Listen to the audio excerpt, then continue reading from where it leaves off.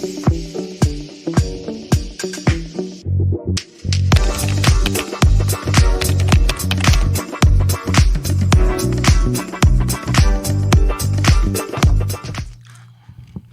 folks. Welcome to Smart Family. So I am so excited to introduce Caroline Kelly, who is the owner of Fit Financial Coaching. And she also is a member of the Better Business Bureau, which we are recording in the Better Business Bureau podcast studio. So welcome. Thank you for having me, Daphne. It's great to be here. Well, I am so excited to interview you because you're not a financial advisor. You are a financial coach. So you take people who basically may have mismanaged their money or may want to learn how to manage it properly, and you work with them. Yes, we work with their day-to-day financial behaviors so that way they can handle their money better, have more money to do what they want to do. So for people who are like, I'm living paycheck to paycheck, don't know where the money's going, we really zone in and say, here's where the money's going. Is it working for you the way you want it to? And if not, we change those behaviors so it's working for them the right way. That's a fantastic service that people have because, Thanks. you know, one of the things that we know in school, they don't teach you how to manage your money. No, they don't. Which is like, really? I'm sure there are some schools nowadays that come up with it, but it's not a standard curriculum. We have math, we have science, we have, you know, all these things, but we don't have what happens when we get a job and we have a paycheck. Right. So I want to hear a little bit about your story and what made you interested in getting in this. Because, I mean, there's a lot that goes on into being a financial coach. And I mean, it is, I would assume, a very intimate relationship in terms of really getting to know somebody. But I know there's a story behind it for you. Yeah, absolutely. So I went through my own financial journey. There was a poor business decision that went through that instantaneously cost me 6 figures worth of debt. At that moment, there was a lot of shame and devastation along the way on that because here you are. One day you're doing okay. One day it's just a switch and you're in a different direction. Yeah. So for me, it was more, let's figure out how to get this in the right place. And as I started to work through this, there weren't the resources for that. There were resources on how to perform in the market and things such as that. But it wasn't someone who was like, listen, what's going on here? And the ones who wanted to give me advice were not handling their money properly. So that was not going to be helping, right? So it's like bad advice. So along the way, I found out about coaching and how coaching can help move people through their process. Mm-hmm. So I got certified as a coach and a master financial coach. And I decided that as my process went through, I want to help others do this. Right. I want to be that person to sit with you and look at you across the table like this and say, listen, what's going on in your life that's causing this? Right. And a lot comes up, right? A lot bubbles to the top. Like, I don't know how to, I have adult children that are at home and I don't know how to have that conversation about money with them. And we start to work through that. What does that look like? What are the boundaries around your money? What is your financial language? That's what I usually like to use with people in my coaching tools. I have a process that I like to use with people on what's your financial language? What have you heard? What is going on? And you can rewrite it. And as a coach, I help people rewrite their financial language. And what do you want it to look like? And what does it have to be to get there? Right. Yeah. So with you and your story and getting to where you are in your process of getting out of debt, what did you learn in that process that helped you get out of debt, first of all, because you no longer have that debt and you got out of it in a very short period of time? What tools, because I know you said that you were looking for some financial coaches, but how did you get out of that? I got out of it by being intentional. Intentionality was the biggest thing for me along the way here. Every day going, hey, is this working for me? And hey, I have to give up a few things right now. There's a give up, right? Like, I have to clean some things up. You got to give a few things up for a little bit. So later on, I can do it again, do other things that I want to do that are more important to me. So really getting those priorities in order and saying, listen, this is my priority and I want to do this. And what do you want retirement to look like? Well, don't wait until you're 64 and a half to go, hey, I want to retire at 65 or whatever it will be. It's what do you want that to look like now, and are you in trajectory for that? Right. And really playing the long game and really understanding that a few sacrifices today and right now are going to make tomorrow even better. And it did. It did. Yes, and so today is now tomorrow. Today is now tomorrow. So now you've basically turned yourself around and you are now teaching people the things that you've learned to be successful in their lives. Absolutely. I sit with people and work with them through that towards their goals. I love working with couples who are getting married to bring them together right from the beginning so they have the right conversations. The statistics are marriage is now divorce is number one right now for individuals. Is money problems? Oh yeah, it's huge. number one. It's number one. Yeah, that's huge. So really starting from the beginning with them on that, and for other individuals who are now they were married and they're now divorced. Yes. I've experienced that. And they're rewriting their language. They had somebody there, and good or bad, the conversations were there, and there was somebody, now it's just them. Right. What does that look like? So sitting with people and really walking with them in their specific, detailed situation. Every person I meet, while some are similar, everyone's different. And we sit down and actually customize those things for them. Well, what I want to know is what's some of the similarities that you get with people who tend to mismanage their funds? I'm curious. The number one thing is eating out. I mean, like, we're in the biggest fast-paced world that we've ever been in. I mean, things are coming at us faster than we can even, I call it the treadmill, right? It's just coming at you, and you're just running. And it's easy to go through, and it's all right to go through a drive-through, and all right to have a restaurant budget. But when people start to look at where they're spending on it, their food budgets are probably higher than some of their mortgages. I believe that. Oh, yeah. I believe that. That would be the number one. Yeah. Okay. That's really interesting. Yes. So you're validating. Yes. You're I'm my validating. theories. Yes. Well, because Validating.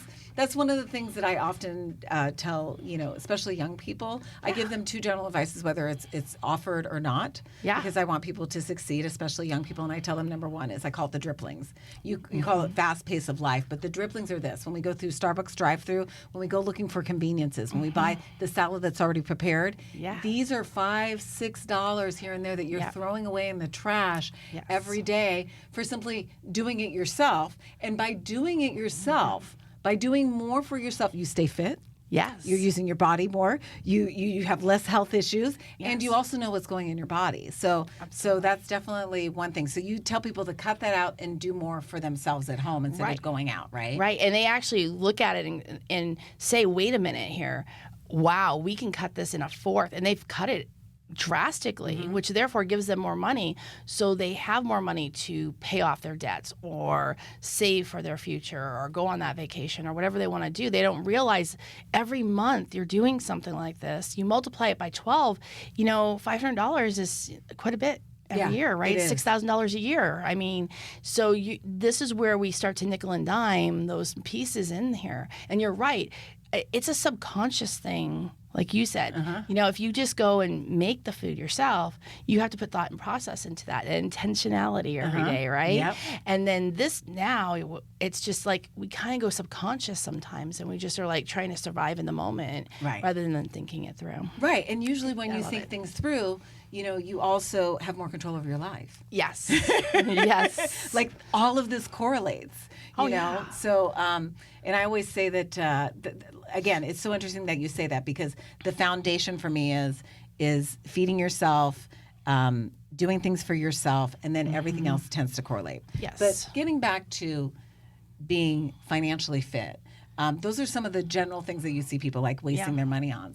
But for example, like some of the general, and I know everybody is individually, and you take on all different kinds of clients, and you also offer a very fair fee. Thank As you. a matter of fact, when we talked, I was like, wow, that's super fair. But not only that, what I love about that is that you're doing a lot of things on your own. You have workshops that you offer too, but you're able to take on people, because when people are in a financial problem and they hire somebody to help them, they're having a hard time managing their money. So to pay somebody $2,000 a month or something is ridiculous. So your fees, your range that you have, I think you told me was between, I don't want to misquote, but you start at $125 depending on there and go up from there. Yes, correct. So it just depends, and sometimes you have a sliding scale fee depending on the individual, because you really want to help people. Yes, absolutely. So when people meet up with you, it becomes very personalized. So you evaluate, you go through their finances. Can you tell me a little about the process? Sure. The first thing I do with people is I don't even look at their finances at first. I talk to them. What made the biggest thing? What made them come in? What made you reach out for help and support? And we have a conversation. And in that moment, it's kind of like you and I talking right now over a cup of coffee. Tell me what's going on. And we get to the pain point of what's happening, right? It's, I just never knew how to handle money. I wish I would have learned this before. We've talked about that before. And that's a big piece. And then I say, okay, where are you at right now? And we go over some basic finances. And then what we do is we actually set a budget. And I know budget is a 4-letter word for most people, but budget isn't a constraining item. A budget, it's a game plan. Yeah. The hardest thing that most people do is they look at their bank statement. Like, you pull up your bank statement on the phone and you're like, hey, I've got $500 in the bank account. I can go out to dinner with my friends. But that money is spoken for in there. It's spoken for the electric bill or whatever else is going on. Yes. And the budget's like, this is the line for food, this is how much is allocated, this is how much you have spent, and this is how much is left. And it can be simple and easy. So in my process, I explain to people, you need to make your day-to-day money behaviors just as simple as brushing your teeth or making your bed. And that's what I help people with. We get over the fear and the stress of finances, everyday finances, to do that. And most of my clients are getting out of debt all the time, and all that money is going back in their pocket every month. So therefore, they can invest more with advisors. They can save for that house they want. They can make the new goals and put that money towards those goals. So we're constantly showing how a budget will allow them to do that. Yeah. That's fantastic. I Yes. mean, I budget a 4-letter word. It's It's a beautiful 4-letter word. It's a beautiful 4-letter word. We love it. We Yes, we love do. it. And people go from hating it to loving it because they realize, wow, this is simple. Yeah. You don't have to make this complicated. It does not have to be double entry bookkeeping. This is personal finance. This is what's coming in and where's it going. Right. And really keeping it simple. Now, with people living within the budget, you basically get people going to a point where they've met like their financial goals, where meaning like they're out of debt or whatever their financial troubles is. And then from there, you advise them to either, go on with a financial advisor, where to invest their money. That's not something that you would take care of at all. No, the financial advisor, actually, part of the coaching that I do with a lot of people is they're afraid to talk to an advisor. They're like, oh, I'm so afraid to do that. I don't understand it. It's so overwhelming. Again, similar to what the budget was, right? Or any other part of their finances. As a coach, I sit down with them and say, tell me what that looks like for you. What does it look like to talk to an advisor? What does it look like to interview an advisor? What do you want them to, what type of traits from them do you want? And they tell me, this is what I would like. Okay, well, let's go ahead. And so just kind of doing that coaching piece, think about the baseball or football coach, right? Like some people, it's one step at a time. Sometimes you can push them pretty hard. And as a coach, I start to figure out what that is with a person and specialize in that. Right. And say, okay, you need a little hand. Okay, we're going to go a little at a time. Or some people, it's like, hey, what's holding you back from just reaching out and asking? What's your advisor like now? What's the communication you have with them? Reach out to them. They don't know you need their help. And so really getting them in those places and allowing them to see your budget stays with you for your life, but what shows up in your budget changes. Sure. So that's a big piece. When debt's done, you get to make savings lines. Replacement cars, houses, whatever you're looking to do. And each person's individual and specific towards what they want. I wish that they would offer like a financially fit course in high school before all these kids graduate. Because I mean, think about if people understand. It's such a thing that people miss on how to manage their money. Yes. But if they knew how to manage their money right, they would get so much further ahead in life. Yeah. When I see an elderly person working at like a McDonald's or a Walmart, it breaks my heart. Yeah. It just shouldn't be. No. Unless they want to, right? Right, Unless right, they sure. want to. Unless they want to, right? There are a lot But of people because they that have choose to. But the ones that have to, that's just like, or because a medical thing happened, or just something where they skip a beat, and then it just causes this domino effect. But to have the foundation of like, because there are everything, we're all going to run into financial troubles in life, right? But it's like, it's having the knowledge to know what to do when that happens and getting yourself out of that situation, not continuing to exacerbate that hole that you're sinking in, And as a coach, a lot of my clients, I'll work with them, and we have a coaching relationship is what I call it. Our relationships change. Sometimes in the beginning they need me more, and then it's kind of that check-in period. Sometimes they check in with me once or twice a year. Sometimes they check in with me every quarter. It's each person's individual, right? But then when they go through, like you said, those pieces where, wait a minute, we're going to sell a house and move across the country. This is a huge financial piece. How do we do this right? Yes. We sit down and go, okay, what have you thought through?